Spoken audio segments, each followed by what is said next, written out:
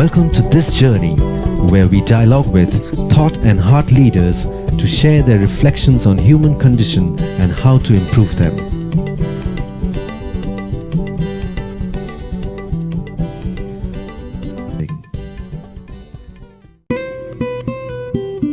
So, as humans, we have this innate need to both stand out and belong. Somehow seems to be contradictory.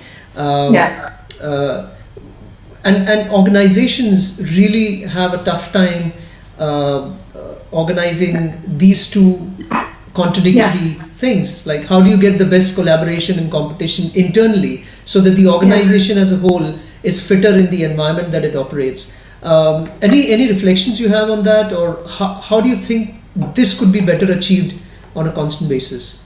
Yeah, and I think the world's really going to change. I think organizations are going to have to pay attention to this. But ironically, with artificial intelligence, all of those things being part of the workforce in the future, organizations will have to redefine the relationship between technology and humans, between humans and each other.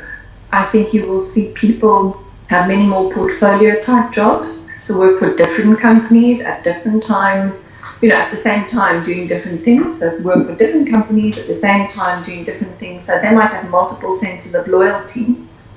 And I think it's really going to require organizations to redefine that sense of belonging. Because if you work for loads of different companies, the sense of belonging really just won't be there. So how will we ensure that people get and deliver their best work to those companies? And I think it goes back to what I said earlier. It's by really being clear on, when you work with us, whether it's for 100% or 20% of your time, what you will get here is you'll help us change the world, purpose, meaning. You will develop. And lastly, I would say you'll have the autonomy to define your own destiny. Yep. Have you seen any large scale organization following this particular methodology? You see that? Yeah, so I would say definitely the early days of eBay, and I think to a great extent also Skype.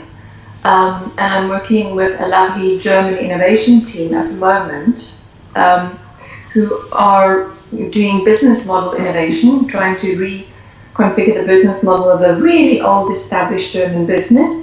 And critical to the work of the innovation team is giving the team that sense of autonomy, mastery, purpose, and really on a daily basis. So people have a lot of freedom, they learn a lot because they have a lot of freedom, and they're really working on creating a different definition of what energy distribution in the future will mean. So that I would say yes in this German business that I'm currently working with, and definitely also with eBay and Skype in the early days.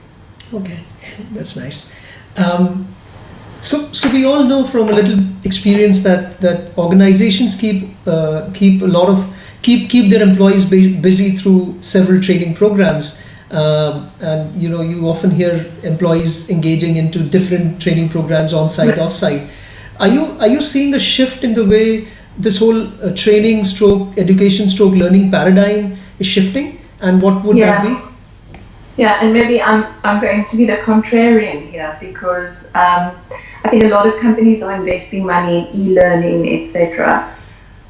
I think it has its place for some real basics, but I think what you will start seeing again, which is what we're really trying to do, is have very bite-sized learning, but then application and experimentation with real-world commercial challenges. So the learning in itself again follows this approach of there's something you'll come to learn, but we're going to work on something bigger. So we want to make a difference in consequence of the learning.